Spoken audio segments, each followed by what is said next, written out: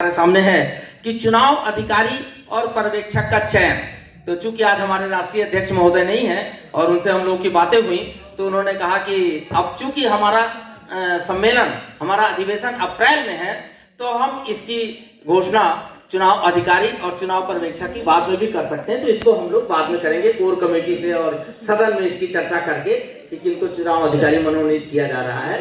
तो जी हाँ जी, तो वो हो जाएगा। अब इसके साथ ही आदरणीय अध्यक्ष महोदय, हमारे संगठन में जो हमारा संविधान है, हमारे संविधान में हमारी कुछ चुनावी प्रक्रिया है, जो गाइडलाइन है, उसको तय किया है। हम संक्षेप में पढ़ देना चाहते हैं। हमारे बहुत से प्रांतीय पदाधिकारी, राष्ट्रीय पदाधिकारी नहीं जानते हैं कि हमारे मध्य देशी वैश्य महासभा की चुनावी प्रक्रिया क्या है, कैसे चयन होता है और कौन प्रतिनिधि होते हैं, कौन वोटर्स होते हैं। तो इस संबंध में संक्षेप में हम जानकारी बता दीजिएगा कि ये मिलेगी कहाँ आपकी? ये व्हाट्सएप में सब जगह जारी हो चुका है और जिसे भी चाहिए वो मांगिए। हर प्रांतीय अध्यक्ष के पास जा चुका है। जी हाँ, हर प्रांतीय कमेटी के पास है। स्टेट प्रेसिडेंट ग्रुप में डाला है, राष्ट्रीय ग्रुप में डाला है, प्रदेश प्रभारी के ग्रुप में डाला है। और फिर भी मैं इसे पढ़ दे रहा हूं कि हमारी चुनावी प्रक्रिया जो राष्ट्र से लेके प्रांत से लेके हर जगह लागू होगी। सभी पंजीकृत सामाजिक संगठनों में एक निश्चित अवधि के उपरांत चुनावी प्रक्रिया को अपनाना अनिवार्य होता है। हमारे एकमात्र राष्ट्रीय स्वजाति पंजीकृत संगठन मध्य देशी वैश्य महासभा के संविधान में भी हर 3 वर्ष के अंतराल में सभी कार्य समितियों का चुनाव अनिवार्य है। कई बार पर्याप्त जानकारी न हो पाने के कारण राज्य और जिला कार्यकारिणी द्वारा संवैधानिक नियमों को दरकिनार कर चुनाव करा लिया जाता है, लेकिन हमारे इस पंजीकृत संगठन में चुनाव के लिए संवैधानिक नियमों के साथ साथ राष्ट्रीय समिति द्वारा भी कुछ अन्य प्रावधान बताए गए हैं जिनका परिपालन अनिवार्य है, अन्यथा चुनाव वैध नहीं माना जाएगा। उपरोक्त संबंध में विनम्रता पूर्वक आप सभी सम्मानित स्वजाति जनों एवं संगठन के सदस्यों के संज्ञान में लाया जा रहा है कि जिन भी राज्यों द्वारा चुनाव कराने हेतु निवेदन प्रेषित किया जाता है, उन्हें निम्न शर्तों को ध्यान में रखना होगा। जैसा कि हमारे छत्तीसगढ़ में हुआ, हमारे छत्तीसगढ़ के नवनिर्वाचित अध्यक्ष बैठे हैं, मैं धन्यवाद दूंगा। पूरा एक चुनावी प्रक्रिया का आपने पालन किया, बहुत धन्यवाद।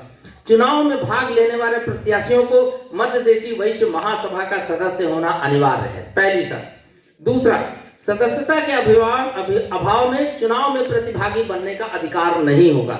जो हमारा सदस्य नहीं है वो चुनाव में किसी भी पद के लिए दावेदारी प्रस्तुत नहीं कर सकता। वोट डालने यानी चुनने का अधिकार भी उन्हीं को होगा जिनके पास संगठन की वैध सदस्यता क्रमांक होगी। आधार कार्ड के साथ हम उनसे वोटर आईडी का जो अपना है, सदस्यता का जो आईडी है उसका क्रमांक लेंगे। हो सके तो उसका फोटोकॉपी लें, ज्यादा बेटर रहेगा। मध्य देशी वैश्य महासभा के पंजीकृत संविधान की कंडिका 19, 22, 23 और 28 में दिए गए नियमों को ध्यान में रखते हुए ही चुनाव संपन्न कराए जाएंगे। आप सभी से अनुरोध है, आज की भी जो आप लोग को पैकेट दी गई है उसमें संविधान भी दिया गया है।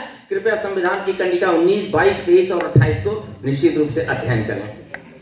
यथाशक्ति संभव हो तो वरिष्ठ के साथ साथ युवा और महिला समिति का भी चुनाव करा लिया जाए, क्योंकि नई वरिष्ठ कमेटी के प्रभार में आते ही दोनों विंग अपने आप भंग माने जाते हैं। तो इस बात को ध्यान रखा जाए। कई बार यहाँ टसल होता है कि हमारी युवा समिति है, इसका चुनाव तो अभी इतने दिन बाकी है। ऐसा नहीं होगा।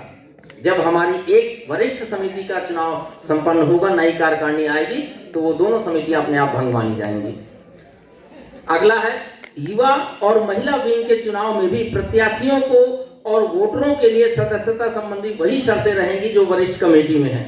जिन राज्यों की अवधि समाप्त हो जाती है या समय पूर्व चुनाव कराना चाहते हैं, उन्हें भी कम से कम 21 दिन पूर्व राष्ट्रीय कमेटी को सूचना देना होगा। तीनों विंग की चुनावी प्रक्रिया वरिष्ठ समिति द्वारा नामित चुनाव अधिकारी और उनके मार्गदर्शन तथा दिशा निर्देश पर ही संपन्न कराए जाएंगे। यदि चुनाव अधिकारी चाहें तो महिला और युवा समिति के सहायक के रूप में किसी सदस्य को अपने साथ रख सकते हैं, बट नॉट प्रेशराइज।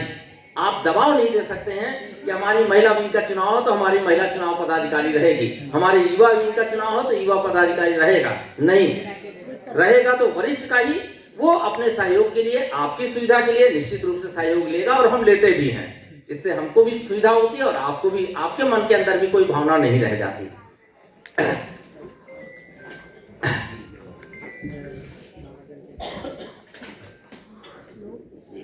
चुनावी प्रक्रिया और स्थल की व्यवस्था है तो चुनाव पर्यवेक्षक मनोनीत होंगे, जिनका मनोनयन जिस कार्य समिति का चुनाव है उन्हीं के द्वारा किया जाता है और उन्हीं के द्वारा किया जाएगा। चुनाव पर्यवेक्षक चुनाव अधिकारी के मार्गदर्शन से प्राप्त कर कोई भी कार्य करेंगे। कौन होंगे वोटर, ये मुख्य प्रश्न आता है कि वोट कौन डालेगा। अक्सर ये सवाल उठता है कि वोट कौन कौन डाल सकते हैं और चुनाव लड़ने का अधिकार किसे है। तो स्पष्ट किया जा चुका है और फिर किया जा रहा है कि राष्ट्रीय समिति के चुनाव में प्रांतीय समिति द्वारा कोटे के अनुरूप भेजे गए राष्ट्रीय सदस्य राष्ट्रीय प्रतिनिधि जो कहलाते हैं, जिनमें हम राष्ट्रीय मंत्री बनाते हैं, राष्ट्रीय उपाध्यक्ष बनाते हैं, राष्ट्रीय प्रभारी बनाते हैं या और पद देते हैं, वो सभी हमारे राष्ट्रीय प्रतिनिधि कहलाते हैं, जिन्हें प्रांतीय समिति को एक निश्चित कोटा निर्धारित है। उस कोटे के अनुसार कोई राज्य 3 सदस्य, कोई 4 सदस्य, कोई 8 सदस्य, कोई 7 सदस्य भेजता है। तो उसी के बारे में अभी हमारे राष्ट्रीय अध्यक्ष महोदय कह रहे थे कि जिनको भी आप राष्ट्रीय प्रतिनिधि के रूप में भेजें वो ऐसे सदस्य भेजें जो वास्तव में संगठन के लिए समर्पित भाव दिल में रखते हो, रिश्तेदारी को दूर करें। संगठन का विकास करना है तो मित्रता और रिश्तेदारी अलग होनी चाहिए। और भेजे गए राष्ट्रीय सदस्य के साथ प्रांतीय अध्यक्ष, महामंत्री और कोषाध्यक्ष वोटर होंगे, लेकिन चुनाव लड़ने का अधिकार प्रत्याशी के रूप में केवल राष्ट्रीय प्रतिनिधि को होगा। ये बहुत बड़ी चीज है, तो आप ध्यान रखें। वोटर के रूप में प्रदेश के अध्यक्ष, महामंत्री, कोषाध्यक्ष पदेन सदस्य के रूप में जरूर है। पहले केवल प्रदेश अध्यक्ष और महामंत्री थे, लेकिन चुन करके चूंकि कोषाध्यक्ष आते हैं तो लोगों का ये मांग था कि कोषाध्यक्ष को भी वोटर के रूप में स्वीकार किया जाए, तो राष्ट्रीय समिति ने निर्णय लिया और उन्हें भी अधिकार दिया।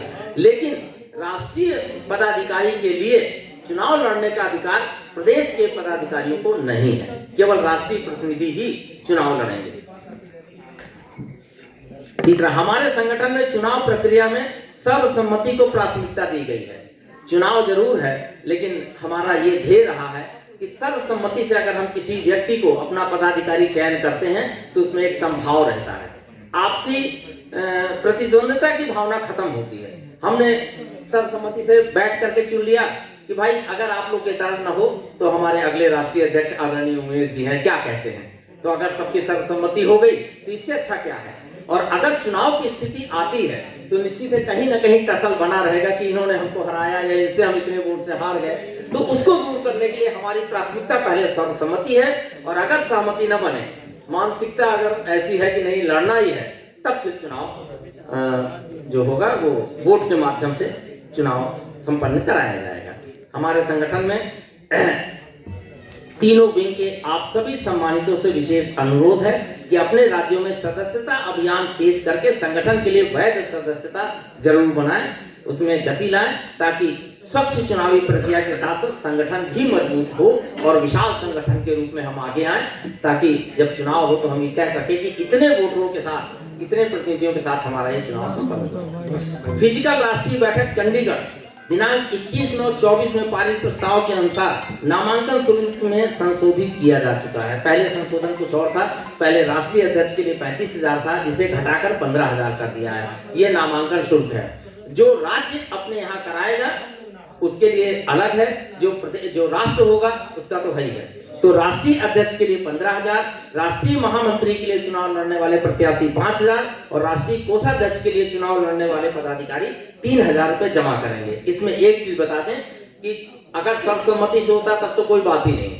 अगर चुनाव लड़ते नामांकन भरे जाते हैं तो एक नामांकन भरे या 10 को ये अमानत राशि जमा करनी होगी, और वो हारे या जीते किसी भी हालत में जमा राशि वापस नहीं होगी, वो राष्ट्रीय कोष में जमा हो जाएगा। जी, नाम रिफंड। प्रांतीय अध्यक्ष के लिए 5,000, प्रांतीय महामंत्री के लिए 3,000, प्रांतीय कोषाध्यक्ष के लिए 2,000। इसी तरह जिला समिति के लिए 3,000, 2,000 और 1,000। ये नामांकन शुल्क सिर्फ इसलिए रखा गया है कि जिसको देखो वही खड़ा होकर हम भी चुनाव लड़ेंगे, हम भी चुनाव लड़ेंगे, ये प्रथा खत्म हो, जिसमें वास्तव में करने की भावना हो, है ना। वही जैसे कि हमारे कई अधिवक्ता बंधु बैठे होंगे, तो हमारे ऑल इंडिया बार एसोसिएशन ने एक नया नियम बना दिया और उसे पारित भी कर दिया कि एडवोकेट लॉ कर लीजिए, आप LLB कर लीजिए, but you are not advocate जब तक AIBE का एग्जाम आप पास नहीं करते।